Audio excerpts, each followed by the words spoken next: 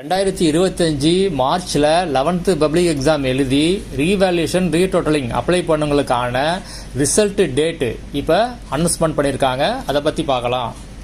June 30ஆம் தேதி திங்கட்கிழமை மதியத்துக்கு மேலே ரிசல்ட்டை அனௌன்ஸ் பண்ணுவாங்க.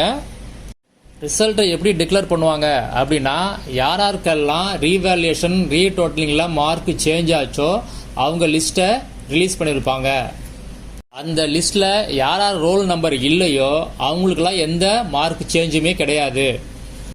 லிஸ்ட்டில் உங்கள் ரோல் நம்பர் இருந்து உங்களுக்கு மார்க் சேஞ்ச் ஆயிருந்துச்சுன்னா இன்னொரு ப்ரொவிஷனல் மார்க் ஷீட்டு டவுன்லோட் பண்ணலாம். நீங்கள் நியூவாக புதுசாக அதுக்கு ஒரு லிங்க் கொடுத்துருப்பாங்க.